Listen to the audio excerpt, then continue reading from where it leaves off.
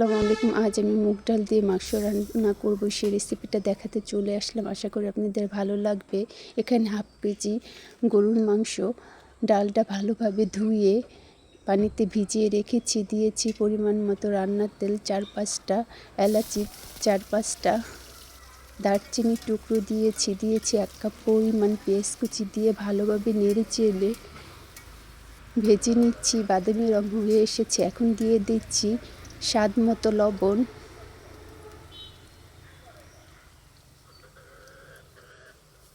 1 চা চামচ রসুন বাটা, 1.5 চা চামচ আদা বাটা, কিছুটা পানি দিয়ে নেড়ে চেড়ে কিছুক্ষণ কষিয়ে নিচ্ছি।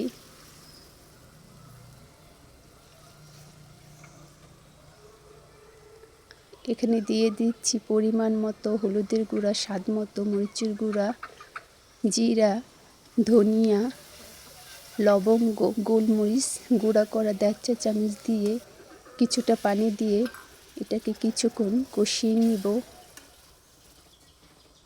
দিয়ে দিচ্ছি 2টা তেজপাতা। এটাকে ভালোভাবে নেড়েচেড়ে কষিয়ে নিয়েছি। এখন মাংসটা দিয়ে ভালোভাবে নেড়েচেড়ে ঢাকনা দিয়ে নিব। প্রায় 1.5 মাসের মতো আমি কোনো ভিডিও দিতে পারিনি, কারণ আমি অসুস্থ ছিলাম, এখনও অসুস্থ।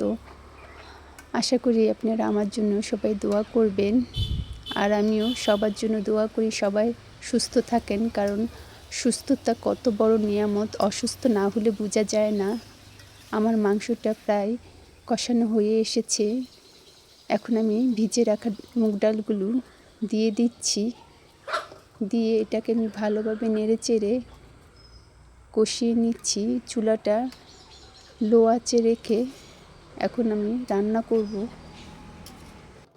ডালটা কিছুক্ষণ পর পর নেড়েচেড়ে দিতে হবে, না হলে নিচে দিয়ে লেগে যাবে। আর নতুনরা যদি আমার ভিডিওটা দেখে থাকেন, আপনাদের কাছে যদি আমার ভিডিওটা ভালো লাগে, আশা করি সাবস্ক্রাইব করবেন আর কমেন্ট করে যাবেন। আমিও সময় করে আপনাদের পরিবার থেকে ঘুরে আসব। পানি শুকিয়ে গিয়েছে। এখন আমি নেড়ে চেড়ে 1 কাপ পরিমাণ পানি দিয়ে দিচ্ছি ডালটা সিদ্ধ হওয়ার জন্য। এই সময়টা বেশি নাড়াচাড়া দিতে হয়, না হলে নিচে দিয়ে ডাল লেগে যায়।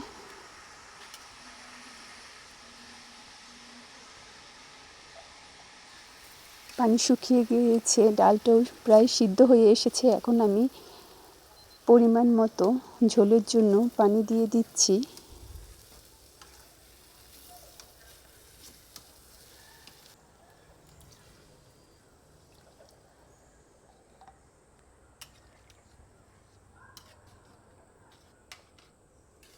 আশা করি আপনাদের কাছে আমার ভিডিওটা ভালো লেগেছে। ভালো লাগলে আমার পাশে থাকবেন, লাইক কমেন্ট করবেন, শেয়ার করবেন।